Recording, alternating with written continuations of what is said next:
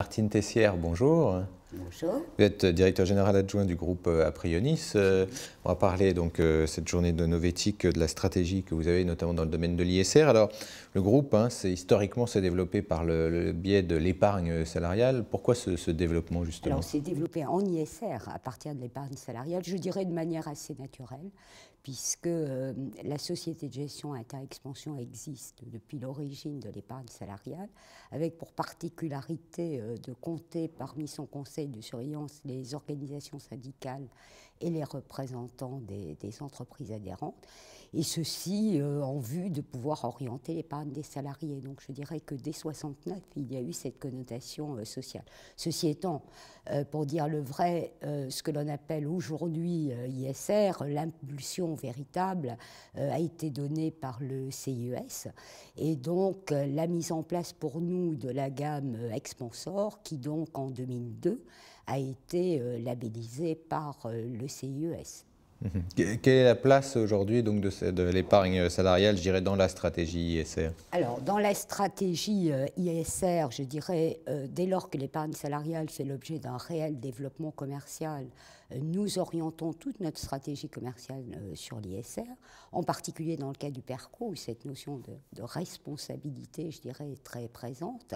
Et nous sommes amenés à proposer des PERCO en gestion totalement ISR.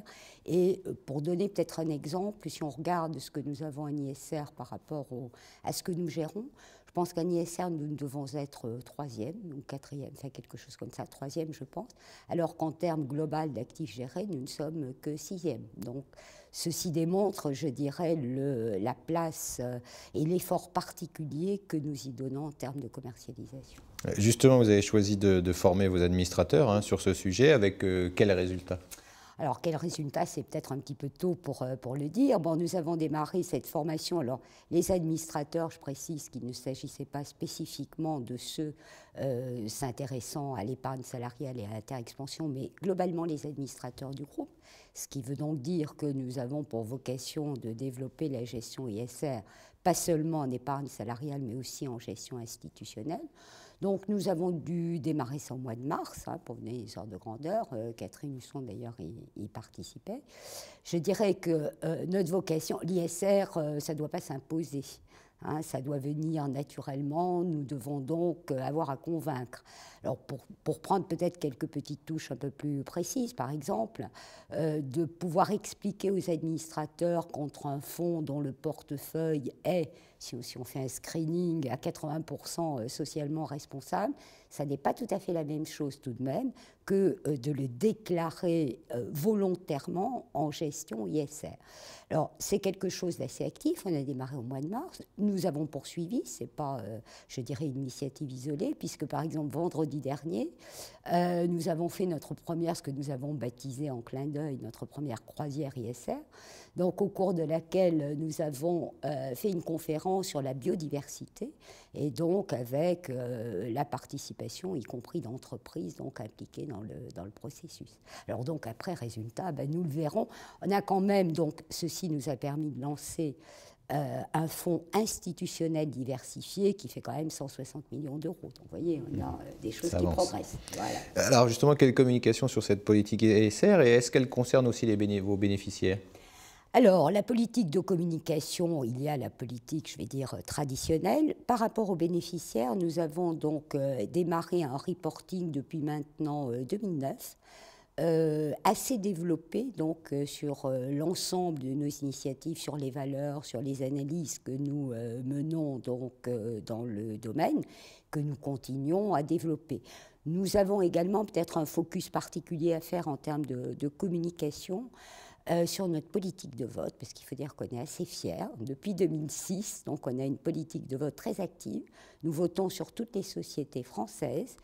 Nous avons démarré sur les sociétés zone euro Pour vous donner un ordre d'idée, nous avons un taux de refus de 25% des résolutions, donc ce n'est pas simplement des mots. Donc, je dirais qu'en termes de communication, ça, bien sûr, figure sur le site d'Interexpansion avec l'ensemble du détail, des motifs, etc.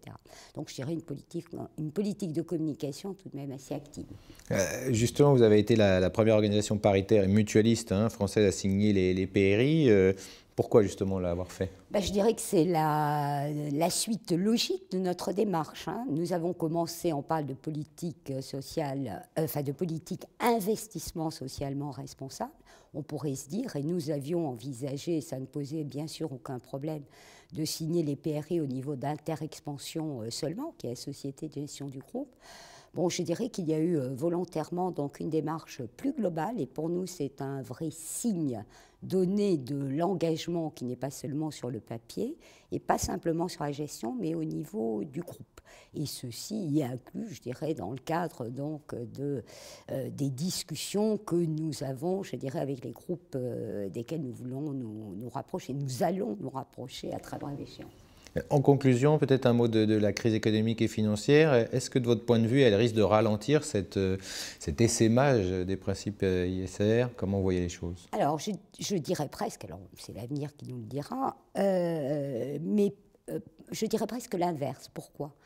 Je dirais que pour moi, la prise en compte de critères extra-financiers est pour moi une politique de maîtrise du risque.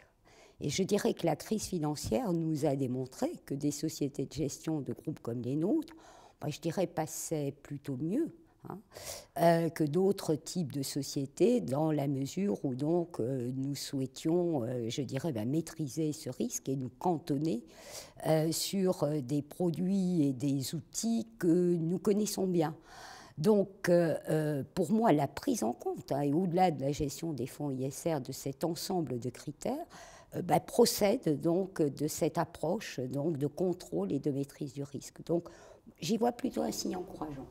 Merci Martine Tessière d'avoir fait le point avec nous. Je rappelle que vous êtes directeur général adjoint du groupe Aprionis. Merci à vous.